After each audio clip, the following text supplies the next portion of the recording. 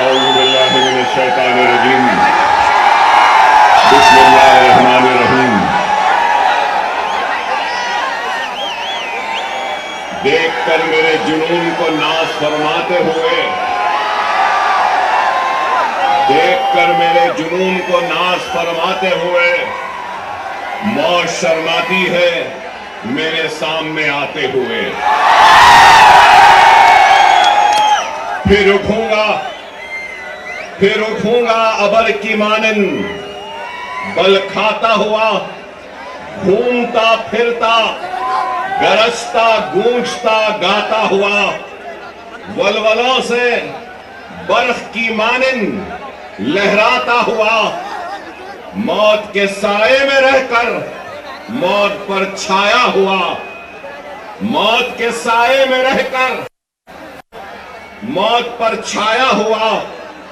काम है मेरा तगय्युर, नाम है मेरा शबाब, मेरा नारा इत्तेहाद इत्तेहाद इत्तेहाद।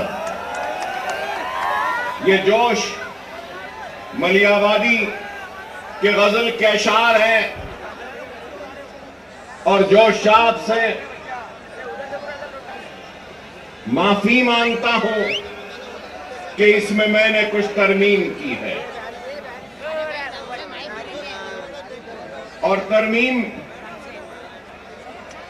कहां की है कि काम है मेरा तगय्युर, नाम है मेरा शबाब, मेरा नारा इनक़िलाब इनक़िलाब इनक़िलाब। तो मैंने इसको मेरा नारा इत्तेहाद इत्तेहाद इत्तेहाद कहा है। बेशक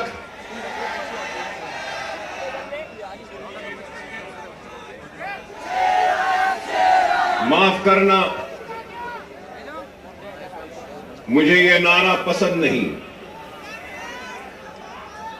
मैं शेर नहीं हूं, मैं मोहम्मद मुस्तफा सल्लल्लाहु अलैहि वसल्लम का गुलामों के गुलामों के गुलामों के गुलामों के गुलामों के जूतियों का दूल हूं। मैं शेर ना हूं, ना मुझे शेर बनना है। 10 साल पहले भी अगर महाराष्ट्र का रुख किया था तो आपको शेर बनाने के लिए रुख किया था। क्या शेर बनना है? शेर बनना है आसान सा है। नमाज के पाबंद बन जाओ, कुरान को तर्जुमे से पढ़ो, सुन्नत रसूलुल्लाह को अपने जिंदगी का हिस्सा बना लो, यतीमों के सर पर हाथ रखो, बेवाओं की मदद करो, जुल्म के खिलाफ आवाज बुलंद करो और दुनिया तुम्हें शेर कह के पुकारेगी। आसान 10 साल पहले भी अगर आपके दरमियान में आया था तो इत्तेहाद के पैगाम को लेकर आया था। उस इत्तेहाद के जरिए नाइंसाफियों को इंसाफ में बदलना चाहता था, हक तलफी को हक में तब्दील करना चाहता था, नाइंसाफी को इंसाफ में बदलना चाहता था और हमारे वजूद के जरिए हमको खत्म करने वालों को यह पैगाम देना चाहता था कि यह मुल्क जितना माथे पे तिलक लगाने वाले का है, सर पे पगड़ी बांधने वाले का है, उतना ही ये मुल्क चेहरे पे दाढ़ी रखने और सर पे टोपी पहनने वाले का भी है। यही पैगाम था और यही कोशिश थी जिसको लेकर हम आगे बढ़े थे 2014 में, और उस 2014 में महाराष्ट्र के 18,000 किलोमीटर का फासला मैंने अपनी गाड़ी में तय किया था। अपनी जान को हथेली में रखकर डराया गया, धमकाया गया, लेकिन न डरे न घबराए, बेखौफ होकर बेबाकी के साथ इज़ारे हक को बयान किया और सिर्फ आपसे अगर इल्तिजा की, आपसे दरखास्त की और आपसे अगर गुजारिश की तो सिर्फ और सिर्फ इत्तेहाद, इत्तेहाद और इत्तेहाद कहा। मैं ये भी याद दिलाऊं कि अकबरुद्दीन ओवैसी 10 साल पहले भी अगर आया था तो इत्तेहाद के लिए आवाज को उठाई थी, दरखास्त की थी, तो अपने इस शेरवानी के दामन को फैलाकर अपने कलमगो भाइयों के सामने एक इत्तेहाद का भिखारी बनकर अपनी शेरवानी के इस टुकड़े को आगे बढ़ाया था और यही कहा था कि ये इत्तेहाद का भिखारी आया है, तुम अपने इत्तेहाद की खैरात मेरे दामन में डाल दो।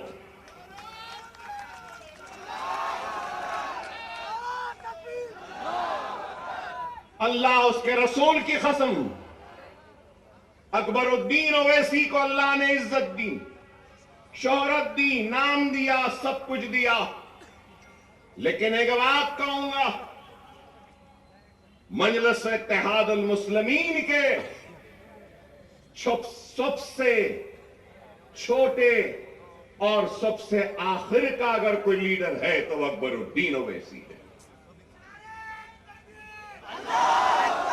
न पहले बड़ा बनने की ख्वाहिश थी, न आज है। मैं तो सबसे छोटा हूं, आप सब मुझसे बड़े हैं और आप इनसे भी बड़े हैं, और इनके बाद और आपके बाद में मैं हूं। इस चीज को याद रखो, इस चीज को याद रखो। क़यादत एक अजीम जिम्मेदारी है, क़यादत एक अजीम जिम्मेदारी है। सदक़े दिल और बेगर्ज होकर जो खिदमत करेगा तो अल्लाह उसकी क़यादत में इस्तेहकाम और मजबूती देगा। क्योंकि मुझे मेरे वालिद और सालारे मिल्लत ने मुझसे कहा, क़यादत आसान नहीं, अगर क़यादत करना है तो बेगर्ज बन जाओ, तो जब गर्ज वाले की तकलीफ का एहसास होगा, जब तुम्हारी क़यादत में गर्ज आ जाएगा तो फिर वह क़यादत मजबूत नहीं हो सकती। खुदारा इस बात को समझो, मिल्लत की फलाह व बहबूद, मिल्लत की तरक्की, मिल्लत की खुशहाली के लिए अपने जात की खुशियों की कुर्बानी देनी होगी। अगर क़यादत करने का अगर किसी को ज़ौक़ है या शौक़ है,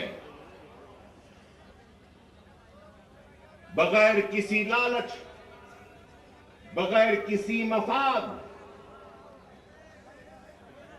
से अगर कोई आगे बढ़ता है तो अल्लाह सुब्हानहू व तआला उसको कामयाबी, वो कामरानी अता करता है।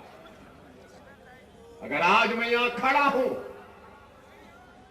तो लोग समझेंगे कि 10 बरस बाद अकबरुद्दीन ओवैसी यहां आया है, तो याद दिलाना चाहता हूं, 10 बरस पहले इम्तियाज जलील नहीं थे, 10 बरस पहले वारिस पठान नहीं थे, 10 बरस पहले हमारे मालेगांव के एमएलए साहब नहीं थे, मुफ्ती साहब नहीं थे। 10 बरस पहले हमारे धुलिया के एमएलए नहीं थे। अरे मैं क़यादत बनाने आया था, क़यादत बनी, महाराष्ट्र की भागोदौड़ इन जिम्मेदार हाथों के हवाले किया और इन जिम्मेदार हाथों ने इस क़यादत को आगे बढ़ाने की, ले जाने की बड़ी ही ईमानदारी के साथ, पूरे खुलूस के साथ कोशिश की। बैरिस्टर असदुद्दीन ओवैसी साहब की क़यादत में और आज 10 बरस बाद अगर आया हूं तो इस क़यादत को मजबूत करते हुए, इनको आगे बढ़ाकर इनके पीछे मजलिस के झंडे को थामने के लिए आया। अकबरुद्दीन ओवैसी को कभी किसी चीज की ख्वाहिश व हसरत नहीं, हर वक्त यही पैगाम वो दावत देता रहा, आज भी दे रहा हूं। आपकी सरजमीन से आओ, काबिल नौजवानों से दरखास्त है, नेक लोगों से दरखास्त है, वुकलाओं से, डॉक्टरों से, इंजीनियर से, मिल्लत का दर्द रखने वालों से इल्तिजा है, आओ, जज्बे को लेकर आओ, दियानत के साथ आओ, इखलास के साथ आओ, खुलूस के साथ आओ। मैं अपनी कुर्सी पर तुमको बिठाऊंगा और तुम्हारे कदमों के पास खुद बैठ जाऊंगा।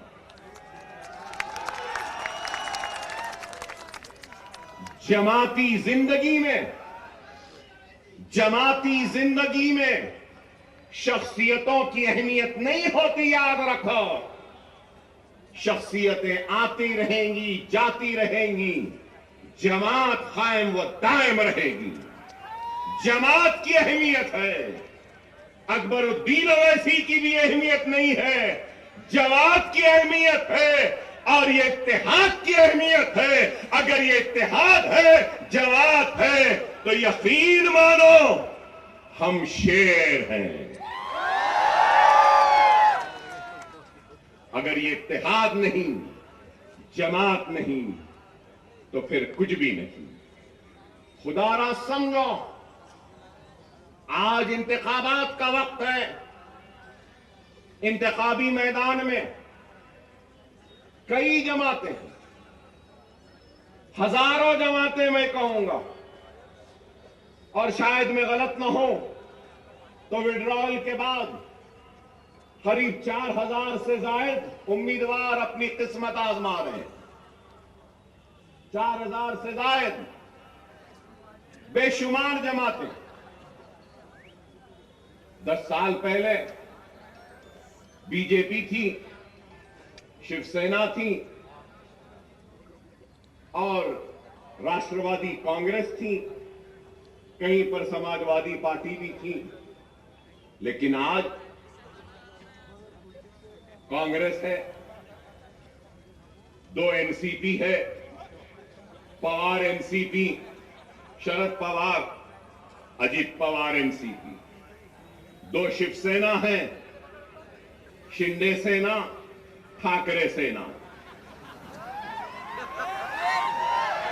आप अंदाजा लगाइए,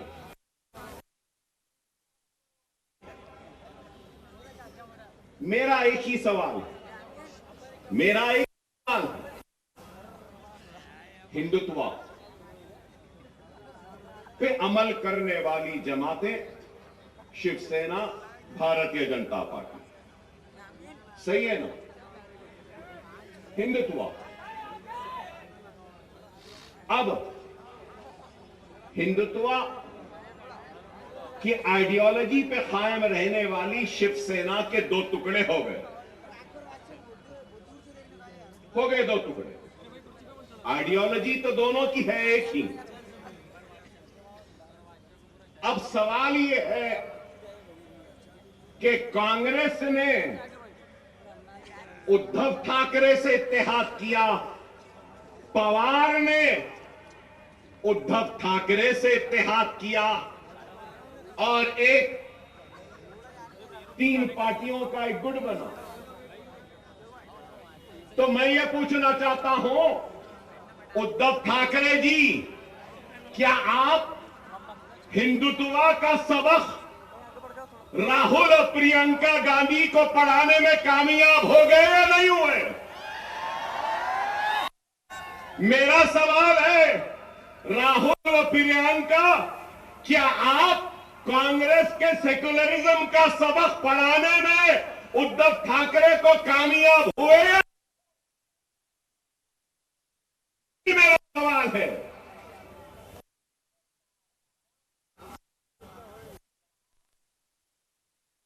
सेकुलरिज्म का या आपकी जो भी आइडियोलॉजी है, उसका सबक उद्धव ठाकरे और उस सेना को पढ़ाने में कामयाब हुए या उद्धव ठाकरे हिंदुत्व का सबक पढ़ाने में आपको कामयाब हुए? यह मेरा सवाल है। चलो, ये इनका हो गया। तो अब दूसरी तरफ अब हम देखते हैं कि अजीत पवार, तो मैं पूछना चाहता हूं कि अजीत पवार शिंदे के सबक को पढ़ लिए, समझ लिए, या शिंदे ने पवार को नया सबक पढ़ाया, नया सिखाया, या फिर बीजेपी ने अजीत पवार और शिंदे को सबक पढ़ा दिया, या फिर अजीत पवार ने अपने करप्शन का सबक मोदी को और योगी को पढ़ा दिया, वो समझ गए? बताओ क्या है? कहां है आइडियोलॉजी? कहां है बुनियादी उसूल? अरे इनके पास कोई बुनियादी उसूल नहीं, कोई आइडियोलॉजी नहीं। अगर कुछ चाहिए तो इनको इख्तिदार चाहिए, इनको गद्दी चाहिए, इनको तख्त चाहिए। लेकिन हम क्या समझते हैं?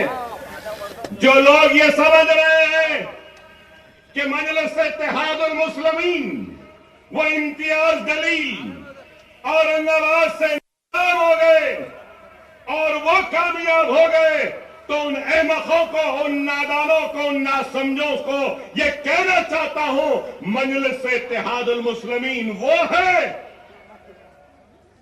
जो दिलों को फतेह करती है। हकीकी फातेह वो नहीं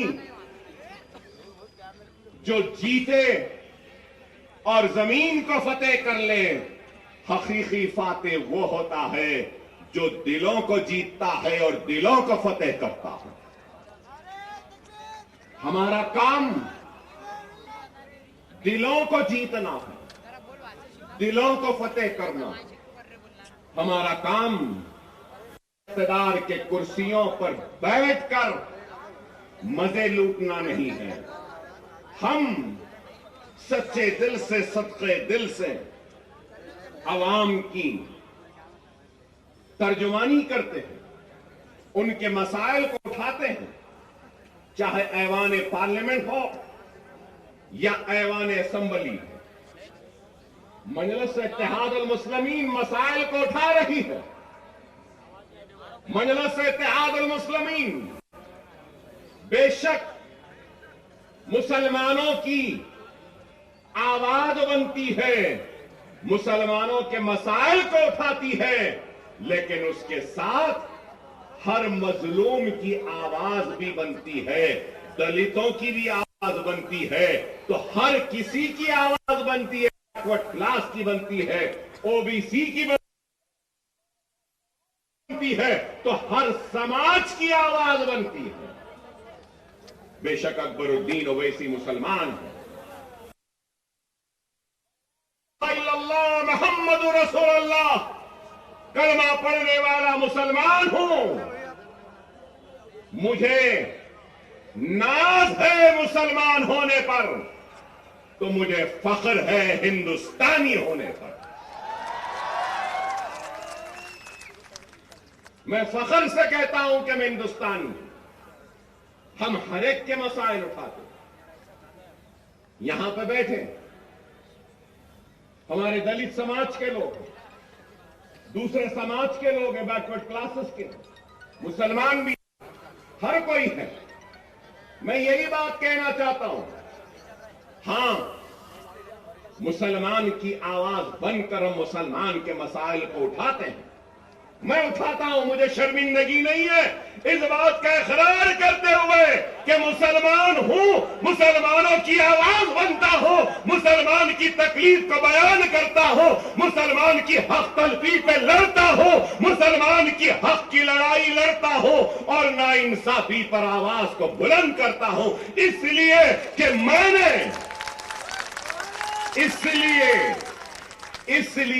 मैंने दस्तूर पर हल्फ लिया है। बहैसियत रुकने असेंबली अवामी नुमाइंदे मेरी जिम्मेदारी है कि मैं सबसे पीछे वाले को आगे लाऊं, पिछड़े हुए को ताकत दूं, कमजोर को कुव्वत दूं और जो आखिरी में है उसको आगे बढ़ाऊं। क्या लीडर की यह जिम्मेदारी नहीं? क्या कोई ये इस बात से इनकार कर सकेगा कि हिंदुस्तान की सबसे अक़लियत रोजी रोटी, कपड़ा, मकान, तालीम है। कोशिश वो पीछे जो मुसलमान है उसको आगे लाए, हमारी कोशिश वो पिछड़ा हुआ मुसलमान उसको आगे लाए। अल्लाह उसके रसूल की कसम, जब मुसलमान आगे आ जाए तो अगर पीछे ब्राह्मण रहेगा तो उस ब्राह्मण को भी आगे लाने का काम हम करेंगे, क्योंकि हमने दस्तूर पे हलफ लिया है पिछड़ों को, कमजोरों को आगे बढ़ाना हमारी जिम्मेदारी है। ये हमारी सोच है। लेकिन हमारी सोच को मीडिया हाउसेस, अभी इम्तियाज जलील साहब ने मुझसे कहा कि इनके साथ साथ वो आपके दोस्त आए हैं, तो ये हमारे दोस्त हमको बताते हैं कि हम कम्युनल हैं, हमको बताते हैं कि हम भड़काऊ भाषण देते हैं। भड़काऊ नहीं देते, हम हक बयान करते हैं। वो अलग बात है कि हमारी हक बयानी का जवाब इनके पास नहीं होता तो उसको भड़काऊ बना देते।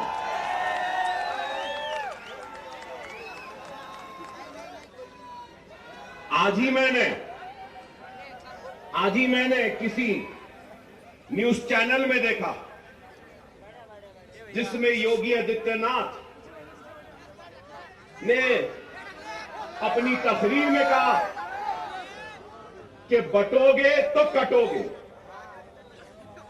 लोग काफी एतराज कर रहे हैं उस बात पर, मगर मैं ये कहूंगा, बीफ के नाम पर, मॉब लिंचिंग के नाम पर, घर वापसी के नाम पर, सर पे टोपी पहनने के नाम पर, दाढ़ी पालने के नाम पर जो तुम काट रहे हो, क्या ये तुम्हारी नफरत हिंदुस्तान के सबसे बड़ी अक़लियत से, क्या ये मुल्क को कमजोर नहीं कर रही है? इसका जवाब दो मुझे। अगर हिंदू और मुसलमान को तुम लड़ाओगे, हिंदू और मुसलमानों को नफरत कराओगे, तो क्या यह मुल्क को कमजोर करने के बराबर नहीं है? और अगर मैं कह रहा हूं, मैं अकबर ओवैसी मुसलमान, ला इलाहा इल्लल्लाह मोहम्मद रसूलुल्लाह कलमा पढ़ने वाला मुसलमान इस मुल्क का किराएदार नहीं है। मैं कह रहा हूं, नरेंद्र मोदी, ऐ योगी, जितना तेरा हिंदुस्तान है उतना मेरा भी हिंदुस्तान है। हिंदुस्तान ना तेरी जागीर है ना मेरी जागीर है। हिंदुस्तान हिंदू मुस्लिम सिख ईसाई पारसी हर मजहब के मानने वालों का है। मजहब भगवान अल्लाह गॉड को नहीं मानने वाले का भी है, किसी एक का नहीं है। हम ये बात कहते हैं तो इनको बुरा दिखता है। अरे इस मुल्क का सबसे बड़ा मसला क्या है? बेरोजगारी। इस मुल्क का सबसे बड़ा मसला क्या है? महंगाई। इस मुल्क का सबसे बड़ा मसला क्या है? हर 2 मिनट 3 मिनट को रेप होते हैं। इस मुल्क का सबसे बड़ा मसला क्या है? ग्रेजुएट्स को नौकरियां। इस मुल्क का सबसे बड़ा मसला क्या है? मुल्क की कमजोर इकोनॉमी को मजबूत करना।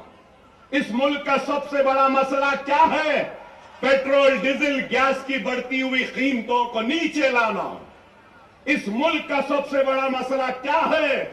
रुपये की गिरती हुई कदर को ऊंचा करना।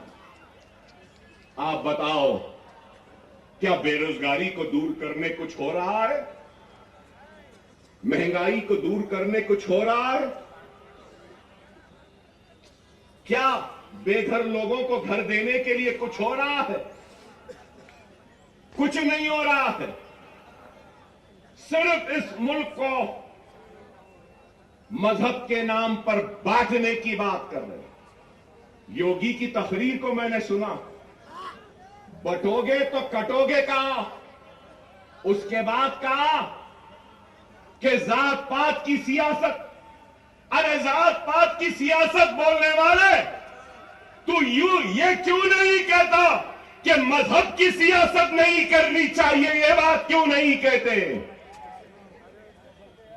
ये तो मजहब की सियासत करेंगे, नफरत के बीज को बोते जाएंगे, असल मसाइल से तवज्जो हटाते रहेंगे। अगर कुछ है तो तलाक सलासा। अरे तलाक सलासा मसला नहीं है। हर मिनट में होने वाला एक रेप, यह हिंदुस्तान का सबसे बड़ा मसला है।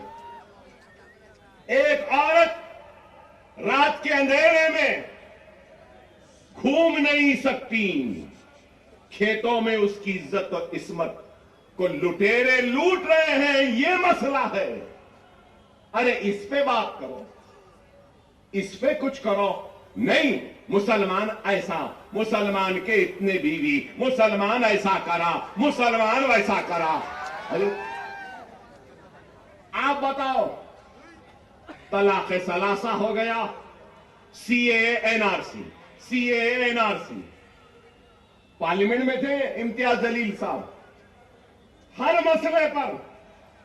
अरे आप बताओ, आज मैं यहां खड़े होकर कह रहा हूं, जिम्मेदारी के साथ कह रहा हूं, मजलिस इत्तेहाद और मुस्लिमीन के एक जिम्मेदार लीडर की हैसियत से कह रहा हूं और ये ऐलान कर रहा हूं कि मराठा समाज के लिए जो रिजर्वेशन की तहरीक चला रहे हैं, उनके लीडर, मैं उनसे कहूंगा, हमारा पूरा साथ आपके साथ है, हमारा पूरा ताउन आपके साथ है। हम पूरी कोशिश करेंगे, मगर उसके साथ साथ मैं ये भी कहूंगा, इत्तेहाद होता है ना, तो इत्तेहाद बैनुल मजलूमीन होना चाहिए। इत्तेहाद बैनुल मजलूमीन होना चाहिए। हिंदुस्तान में जुल्म का शिकार अगर कोई है तो वो मुसलमान है। हिंदुस्तान में जुल्म का शिकार अगर कोई है तो वो दलित है। हिंदुस्तान में जुल्म का शिकार अगर कोई है तो वो पसमानदा तबकात है। चलो आओ, मराठा, दलित और मुसलमान इत्तेहादुल बैनुल मजलूमीन बन जाते हैं और अपने जुल्म के खिलाफ आवाज को बुलंद करते हैं।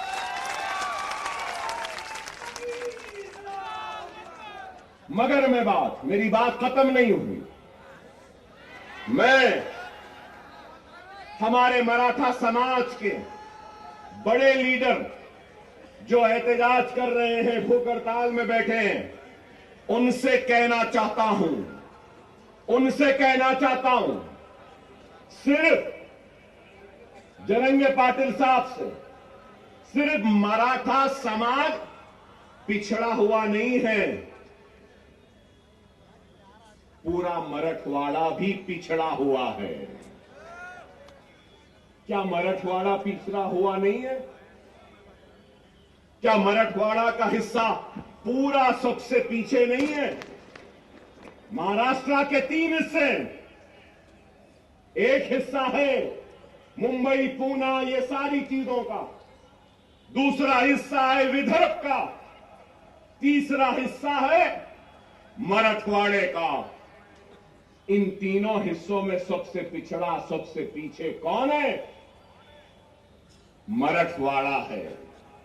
चलो, मराठवाड़ा की रिजर्वेशन के साथ हम मराठवाड़ा की खुशहाली के लिए भी जिद्दोजहद करते हैं। 30 साल पहले यहां बैठे हैं मेरे मराठा भाई बहुत हैं। जब मैं मराठा भाई कहता हूं तो सिर्फ मुसलमान, सिर्फ हिंदू मराठा नहीं होता, मुसलमान भी मराठा है, दलित भी मराठा है, और मराठवाड़ा में रहने वाला हर कोई मराठा है। अब मैं कहता हूं, 30 साल हुए, मीडिया वालों जरा तवज्जो, 30 साल, 30 इयर्स, 30 साल हुए। क्रिएशन मतलब एक कॉन्स्टिट्यूशनल बॉडी बनाई गई। क्या आप जानते हो वो बॉडी क्या है? Marathwada statutory development board. Marathwada statutory development board, जो सिर्फ मराठवाड़ा के लिए बनाया गया। कागज पे तो है, पैसा नहीं है, कुछ नहीं देते। चलो, मराठों के रिजर्वेशन के साथ हम मराठवाड़ा स्टैट्यूटरी डेवलपमेंटल बोर्ड को 50,000 करोड़ का पहला मुतालबा करते हैं, एहतजाज करेंगे और मराठवाड़ा को आगे बढ़ाएंगे। क्या तैयार हो? क्या तैयार हो? मराठवाड़ा का किसान खुदकशी कर रहा है। मराठवाड़ा के लोग पानी के लिए तरस रहे हैं। मराठवाड़ा के लोग दवाखानों के लिए तड़प रहे हैं, दवाखाने नहीं है। 100-100, 200-200 किलोमीटर को जाना पड़ता है। पूरे मराठवाड़ा में सुपर स्पेशलिटी के 1 या 2 दवाखाने। क्या चाहिए? एक गरीब को क्या चाहिए? रोजी, रोटी, बीमारी पर इलाज का इंतजाम आज है या नहीं बताओ? क्या नाम के बदलने से रोजी मिल जाएगी? क्या नाम के बदलने से रोटी रुक जाएगी? क्या नाम के बदलने से पानी की प्यास मिट जाएगी? क्या बीमार को के बदलने से कर्जदार किसान के कर्ज दूर हो जाएंगे? नाम में क्या रखा है?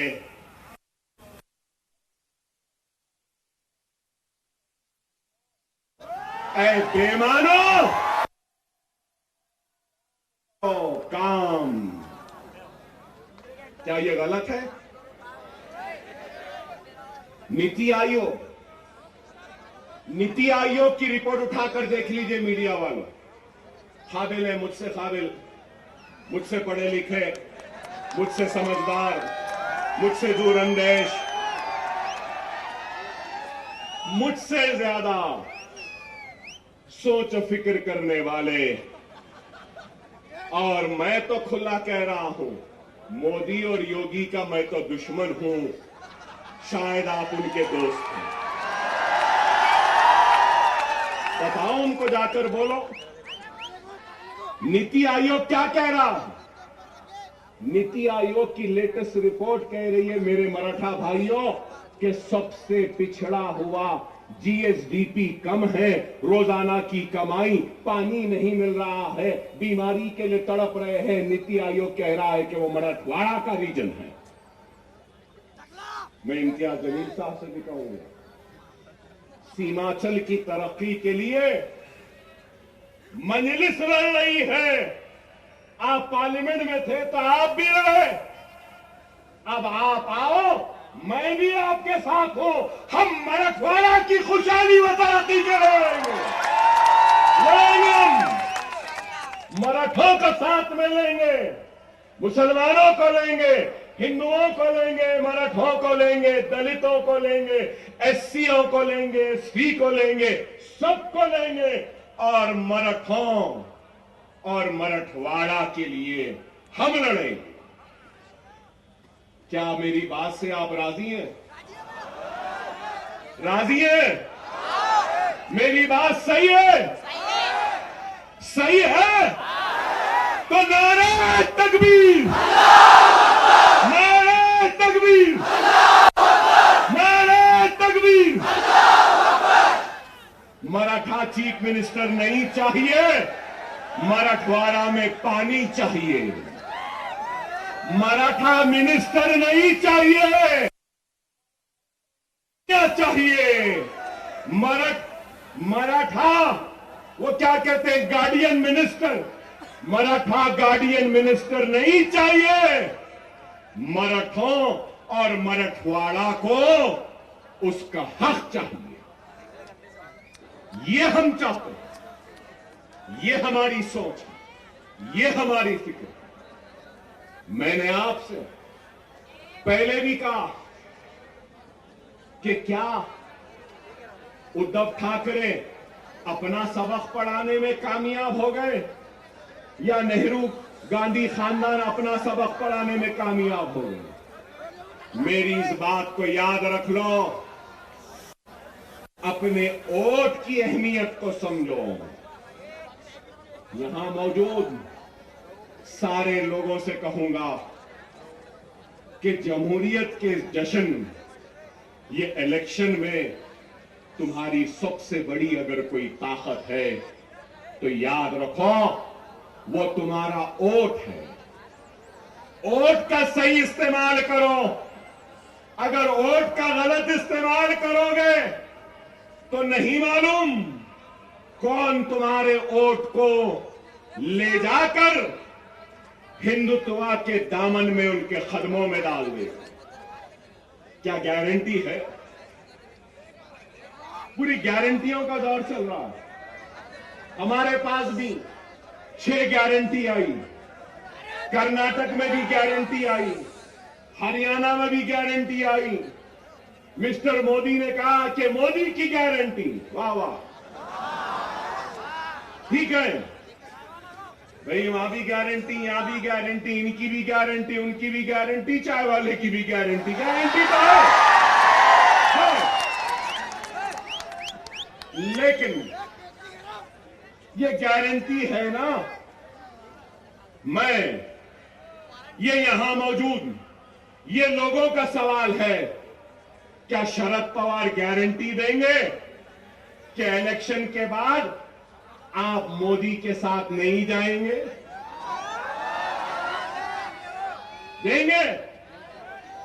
क्या अजीत पवार साहब आप गारंटी देंगे कि इलेक्शन के बाद आप शरद पवार के पास दोबारा वापस नहीं जाएंगे? क्या उद्धव ठाकरे आप गारंटी देंगे कि इलेक्शन के बाद आप फिर चाय वाले के पास चाय की प्याली लेके नहीं जाएंगे? क्या शिंदे गारंटी देंगे कि इलेक्शन के बाद वो ठाकरे के पास दोबारा नहीं जाएंगे? नेहरू और गांधी क्या इस बात की गारंटी देंगे कि वो कभी भी बीजेपी और मोदी के साथ नहीं जाएंगे, हिंदुत्व के साथ नहीं जाएंगे? अरे आज कांग्रेस का शिवसेना के साथ इत्तेहाद करना ये है, इस बात को बोलना है, इस बात को तस्लीम करना है कि हम हिंदू हैं, हिंदुत्व पॉलिटिक्स हम में है और हम हिंदुत्व पॉलिटिक्स को कबूल करते हैं। डायरेक्टली तो कबूल नहीं किए, इनडायरेक्टली कबूल कर लिए। कोई ऐसा खाता है तो कांग्रेस ऐसा खा रही है। यही है, यही है। समझो मेरी इस बात को। सियासी इस शोर गुल में तुम्हारी आवाज गुम गई है। हर किसी की आवाज है। राव की आवाज है, रेड्डी की आवाज है, पाटिल की आवाज है, पटेल की आवाज है, गांधी की आवाज है, पवार की आवाज है, हर किसी की आवाज है। अगर आवाज नहीं है तो ला इलाहा इल्लल्लाह मुहम्मदुर रसूलुल्लाह कलमा पढ़ने वाले की आवाज नहीं है। और मैं इस सियासी शोर-ओ-गुल में नारे तकबीर अल्लाहु अकबर की आवाज को फिजाओं में गुंजाने के लिए जोरदार नारा लगाने के लिए आया हूं। अपनी जात के लिए नहीं आया हूं। मैं तुम्हारी इज्जत के लिए आया हूं, तुम्हारे व्यवहार के लिए आया हूं, तुम्हारे वजूद का एहसास दिलाने के लिए आया हूं कि हम जिंदा हैं, हम मुर्दा कौम नहीं है। तुम जिंदा कौम हो। अगर तुम जिंदा कौम हो तो उठो, उठो, एक मरकज सियासी पे जमा हो जाओ। उठो और एक हो जाओ। अगर तुम एक नहीं होंगे तो याद रख लो तुम्हारा वजूद खतरे में है। यही जोश, यही वलवला, यही उठना 20 तारीख के दिन है। उठोगे ना, उठोगे ना।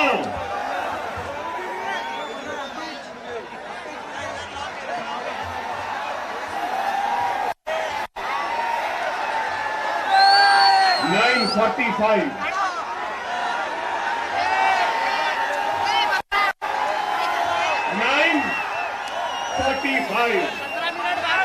कैंपेनिंग का टाइम 10 बजे। अभी 15 मिनट।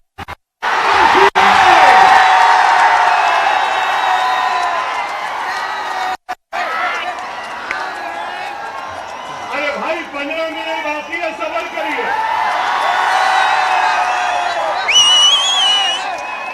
ना वो मेरा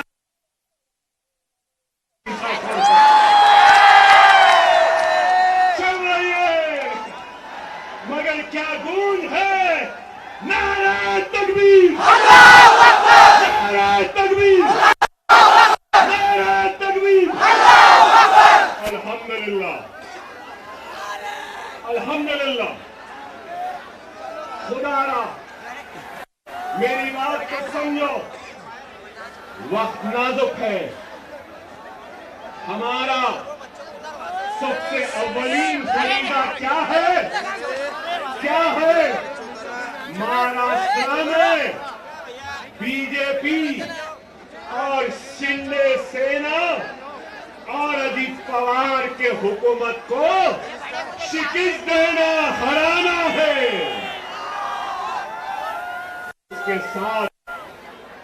उसके साथ हमारी जिम्मेदारी है।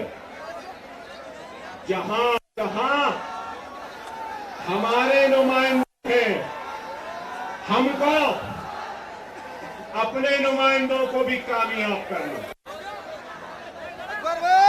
मैं आपके जोश की कदर करता हूं, आपके जोश का एहतराम करता हूं।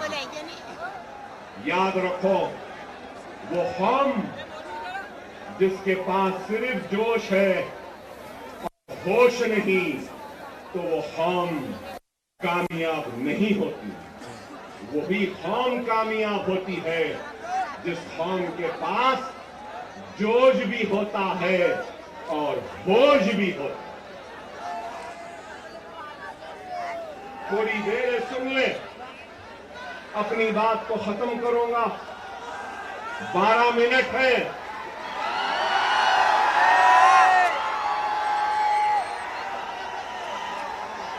सब्र से सुने,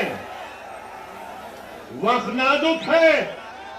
मेरा पैगाम है तुमसे कि हिंदुस्तान के तुम किराएदार नहीं, तुम हिंदुस्तान के बराबर के शहरी हो और तुम्हारे हक की लड़ाई लड़ने के लिए आया हो। तुम्हारा ताउन चाहिए, तुम्हारी दुआएं चाहिए, तुम्हारा साथ चाहिए, तुम्हारा जोश साथ चाहिए, तुम्हारा होश चाहिए। क्या ताउन दोगे? क्या तुम्हारी ताकत दोगे? क्या तुम्हारे हाथ दोगे? अगर मैं आज इस आवाम से इत्तेहाद की अपील कर रहा हूं, तो मजलिस इत्तेहाद अल मुस्लिमीन से किसी भी वजह से दूर होने वाले हर फर्द, हर मर्द, हर खवातीन, हर शायद से अपील करता हूं कि आओ, इस जमात में आ जाओ, वापिस आ जाओ। ये जमात तुम्हारी भी है, ये तुम्हारी थी। आओ,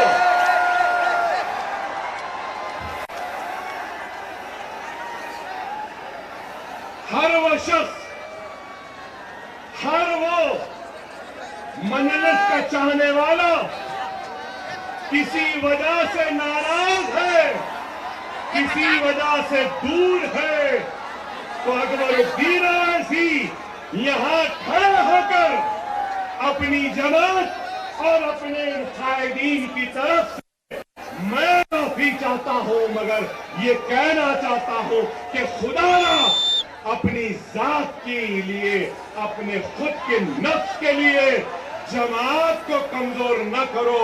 मैं नहीं रहूंगा, तुम नहीं, लेकिन जमात कायम व दायम। खुदारा, खुदारा आओ, हम अपने कुर्सियां तुमको देने तैयार। बहुत से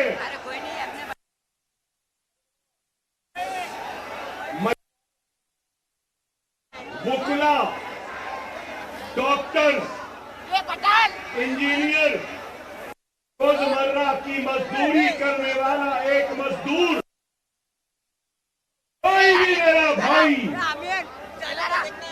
कलमगो भाई जो मुझसे नाराज है, मैं उससे अपील करता हूं कि आ जाओ। ये वक्त है, ये वक्त है। 2 मिनट की खामोशी।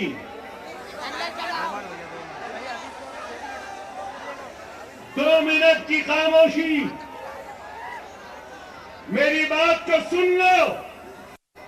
महाराष्ट्र की तारीख में ऐसा सुनहरा वक्त नहीं आया जो अब है। अगर हम मुनज़्ज़म, हम मुत्तहिद, हम एक, और अगर हमारे 10 एमएलए आ जाएंगे, ना ठाकरे, ना शिंदे, ना गांधी, ना पवार, हमारी मर्जी पर कोई भी तख्त नहीं बैठ सकता। सुनहरा मौका है, समझो। तुम बादशाहगर हो। तुम क्या हो? बादशाहगर हो। जिसको चाहे तख्त पे बिठा सकते हो, जिसको चाहे तख्त पे औंधा लिटा सकते हो। समझो इस बात को। मैं किसी का नाम नहीं ले रहा हूं, मगर हर एक से अपील कर रहा हूं, आओ, ये तुम्हारी जमात है। ये तुम्हारी अपनी जमात है। अगर तुम, एक बात कहूंगा, एक बात कहूंगा, एक बात सुनो मेरे भाई। एक बीज को जमीन में बोते हैं ना, जमीन में बोने के बाद अपने पसीने से, अपने खून से उस जमीन को सेंचते हैं। वो बीज एक पौधे का शक्ल इख्तियार करती है। फिर उसके बाद वो पौधा एक दरख्त बनता है, और दरख्त बनने के बाद उस दरख्त में क्या आते हैं? फल आते हैं। फल। ये वक्त सुनो, ये वक्त सुनो, हमने बीज बोया, खून पसीने से सैंचा जमीन को, पौधा आया, झाड़ लगे, और वो झाड़ में आज फल है।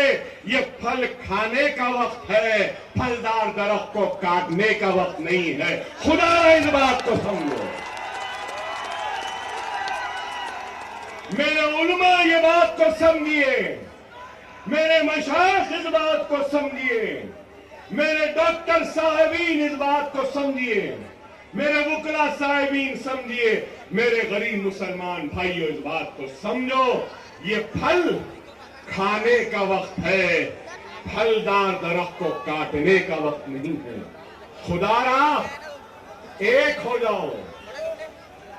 आपका जोश, आपकी बेचैनी है, नहीं तो बहुत सोच के आया था, जरा चाय भी बोलूंगा, चाय वाले को भी बोलूंगा, मगर आप बोलने नहीं दिए। लेकिन ये अभी इम्तियाज जलील साहब बोले ना, अभी इम्तियाज जलील साहब बोले योगी आने वाला है।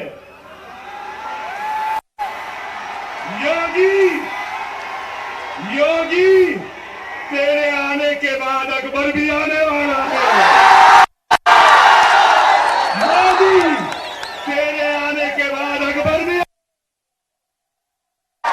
हम जवाब देंगे। जिंदगी गुजर गई चाय बनाने में, लेकिन चाय क्या होती है? किसी की पत्ती चाय की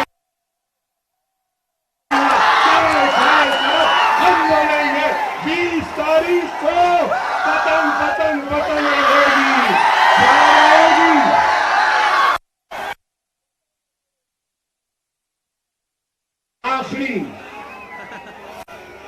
आखिरी अहम बात, आखिरी 10 साल बाद आया था। अल्हम्दुलिल्लाह जोश तो आज भी है बाकी। 10 साल बाद आया, लेकिन वलवला आज भी बाकी है। 10 साल बाद आया, मगर बना दिया।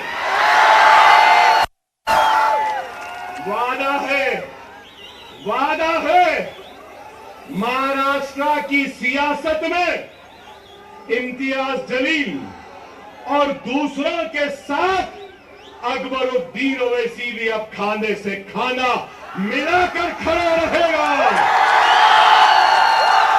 औरंगाबाद हो, नांदेड़ हो, उस्मानाबाद हो, या शोलापुर हो, या मुंबई हो, अब अकबरुद्दीन ओवैसी आता रहेगा, जाता रहेगा, हर उम्र पे नजर डालेगा।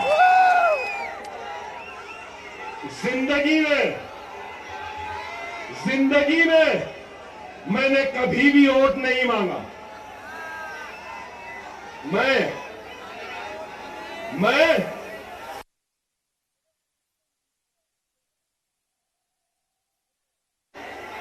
अब 30 वर्ष होते हैं, मगर आपसे कहूंगा, आप इस इलेक्शन में मंजलिस के साथ साथ इम्तियाज जलील और नासिर साहब के साथ और हमारे दलित भाई के साथ आप अपना वोट अकबर ओवैसी को भी दे रहे हो। आपकी हर तकलीफ में अकबर ओवैसी आएगा, आपके हर दुख में आएगा, आपके साथ रहेगा इंशाअल्लाह ताला। तारीख को 20 तारीख को पतंग पतंग पतंग पतंग पतंग पतंग पतंग रहेगी। नारे तकबीर। एबीपी माझा, उघडा डोळे बघा नीट।